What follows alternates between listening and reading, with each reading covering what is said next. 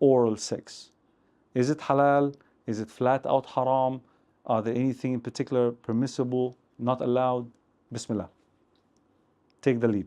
Bismillah. Basically, there are two opinions among the scholars.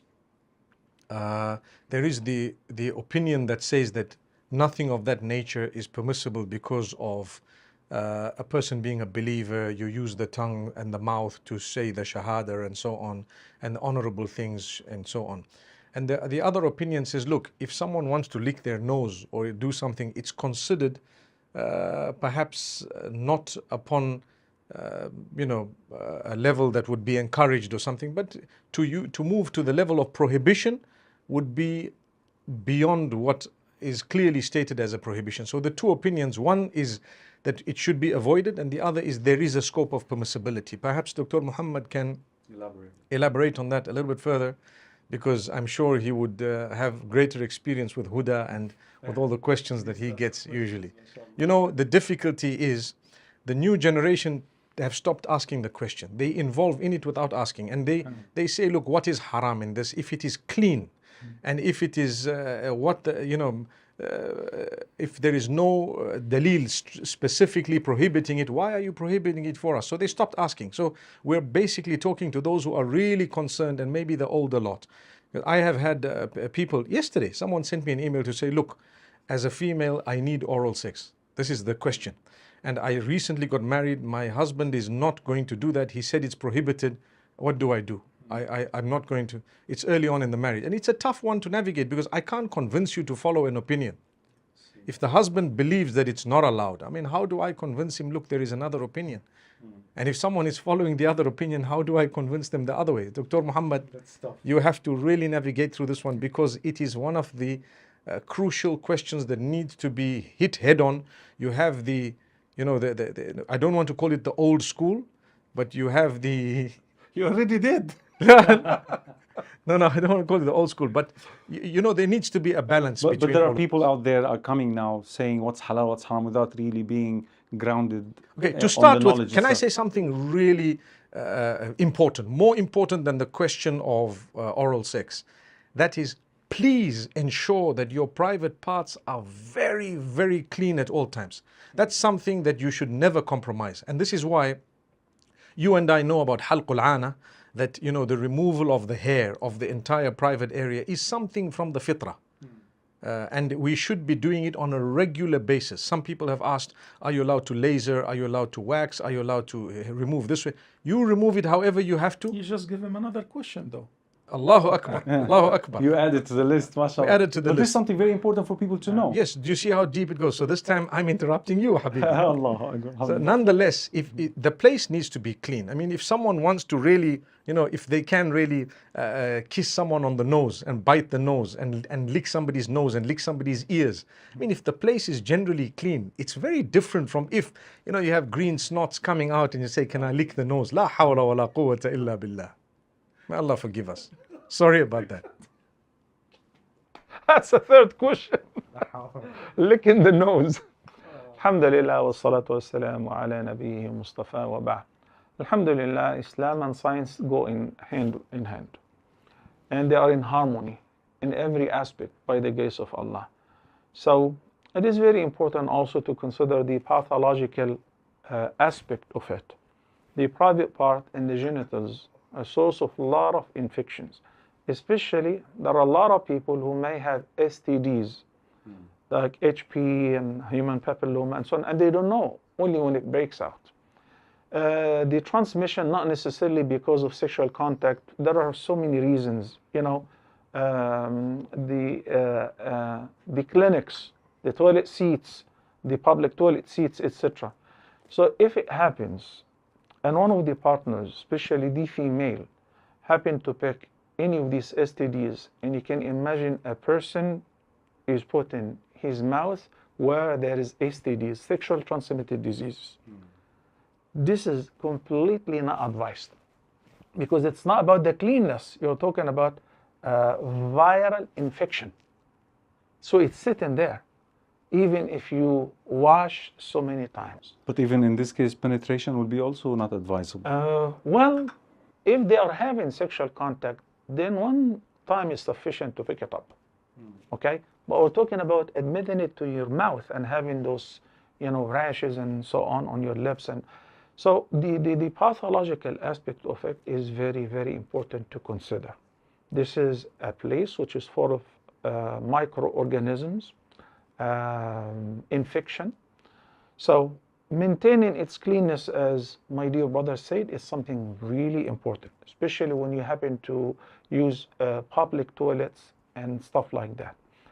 Secondly, yes, there is no direct prophetic prohibition. It's neither mentioned in the Quran nor in the sound hadith that the Prophet ﷺ said don't do oral sex. As a matter of fact, last time when we spoke about anal penetration, yes, there is straightforward a hadith forbidding that. But when it comes to oral sex, and since it was not even considered, it wasn't on the screen, it wasn't something that people even inquired about in the past, simply because of the widespread of the porn clips and having these sceneries available to everyone, then people started To learn. Getting aroused, learning, trying to experiment, Navigating. But in a Muslim society and in a modest society, never ever anyone thought about it before. But since it is there, we have to handle it. We have to attend to the viewers and to the Muslim Ummah. It is our responsibility. So in brief, Sheikh, is there a hadith that says oral sex for both males and females haram? No, there is no hadith. So then it's not haram. Well, there is no hadith. But there is a hadith in which the Nabi sallallahu alaihi wasallam disliked touching one's private part with the right hand. He said always use the left hand. Do not touch the very private part with the right hand. This is the hand, not the mouth. So if you look at it from the perspective of not the old school cleanness, considering that this tongue is normally used for the remembrance of Allah, the recitation of the Quran, it is better to avoid it. But do we have a reference where the Prophet ﷺ said it is haram? No, we don't. So let's put it this way. So regarding the issue that Mufti Menk mentioned, that someone asked, like a lady asked him via email about that, she needed it. She is inquiring it from her husband. Well, in those cases also, it's better not to. It is interesting because the spouse may detest it, may think it is disgusting. And of course, in small circles and in the counseling sessions, one of the partners say that it is disgusting. I feel like I want to throw up, and the other partner enjoys it. So not because you enjoy it, you make your partner throw up or vomit. They don't like it. Even if it is halal, don't push them to do it. I actually came across a few years ago someone who said that one of the questions before marriage was, what's your opinion on oral sex? And they were embarrassed. They said, how could they have asked this question pre-marriage? And I said, you know what, maybe you just need to answer the question and say what you think. They should. Maybe They should. It's an important thing. It is, because if one of the partners, whether he or she, the future partner, dare to ask the question, that means it represents to them an ideology. You see, there was a time when this was not even asked because it didn't exist. I mean, people might laugh at it, but there was a time, like if it did happen, it would have been mentioned somewhere in the kutub, somewhere in the hadith, somewhere in the yes, or in the Islamic history.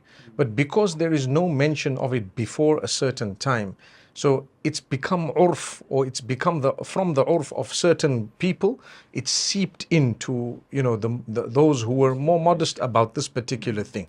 And that's why today the debate is such that, like I said earlier, the young generation, they don't, to them it's not even a question, and honestly so, because there was a certain event I attended, and one of the things that I tried to ask a few of the youngsters is, what exactly are your views on this? And they said, what do you mean?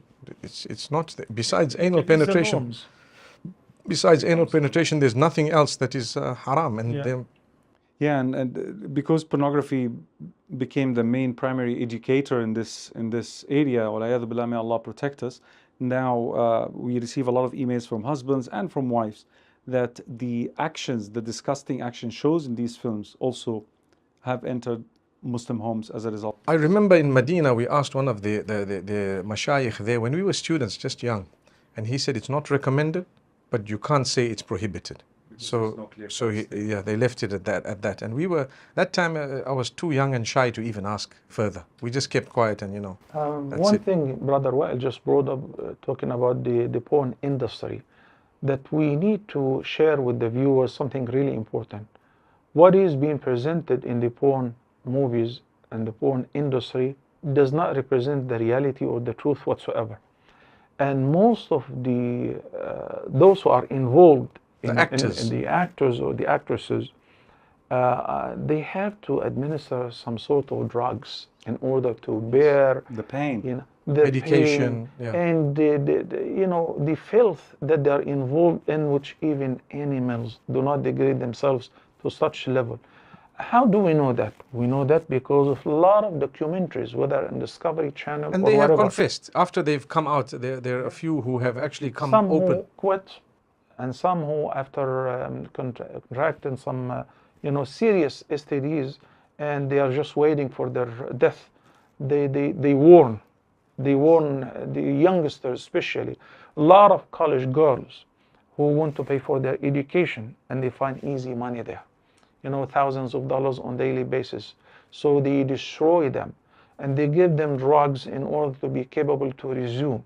So what you see in these movies do not represent the reality whatsoever, unless if you wanna lose your life as well. In fact, there is a professor in Australia by the name of Mary Crabb. She actually traveled to certain parts in the States and she interviewed porn stars. And one of them mentioned that those who are trying to imitate us in the homes, they need to see psychologists.